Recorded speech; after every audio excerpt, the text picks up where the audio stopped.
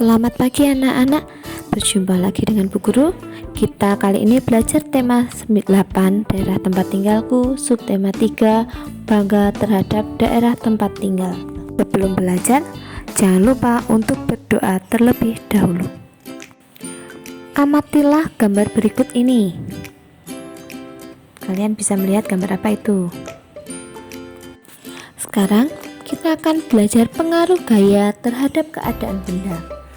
Gaya dapat mempengaruhi suatu benda, yaitu benda diam bisa menjadi bergerak, benda bergerak menjadi diam, dan mengubah arah gerak benda, serta mengubah bentuk suatu benda. Hubungan gaya terhadap gerak dan bentuk benda. Kita bisa lihat hubungan gaya dengan terhadap gerak dan bentuk benda pada proses pembuatan gerabah. Gaya otot akan menggerakkan tungku pemutar sehingga membantu pembentukan gerabah. Yang kedua, ketika kita bermain ketapel, karet ketapel ketika ditarik kemudian dilepaskan menyebabkan batu akan terlempar.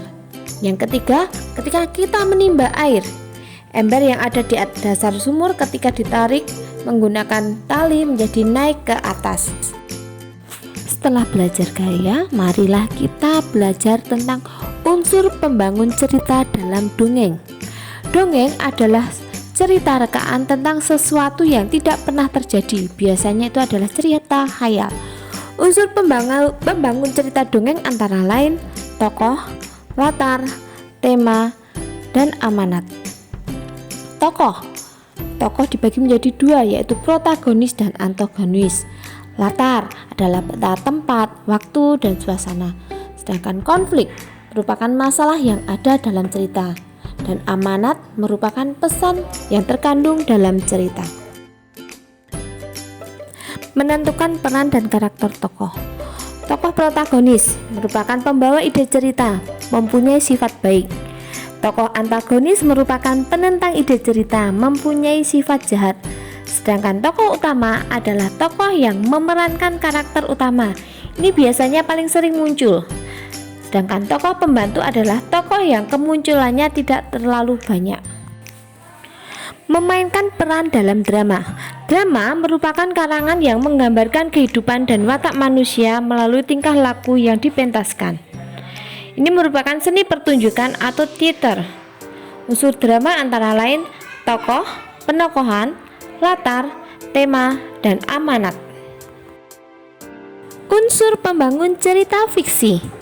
Ada dua unsur, yaitu unsur intrinsik dan ekstrinsik.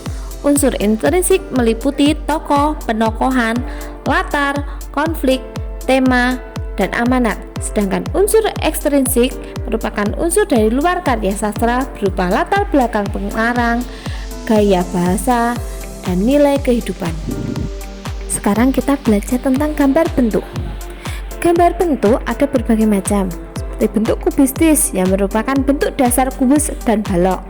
Kemudian bentuk silindris, bentuk dasarnya adalah silinder atau tabung, contohnya botol, gelas, termos, dan lain sebagainya. Dan bentuk bebas, bentuk dasarnya tidak beraturan atau bebas, contohnya ada bunga, buah, daun, hewan, dan lain sebagainya. Teknik, alat, dan media membuat gambar bentuk. Ada teknik arsiran, merupakan membuat goresan berulang pada bidang gambar sehingga membuat bayangan atau tekstur pada gambar. Macam teknik arsiran, ada teknik arsiran satu arah, teknik arsiran silang, teknik arsiran bebas, dan teknik arsiran titik. Alat dan media untuk menggambar bentuk: pensil, penghapus, dan kertas gambar. Langkah membuat gambar bentuk.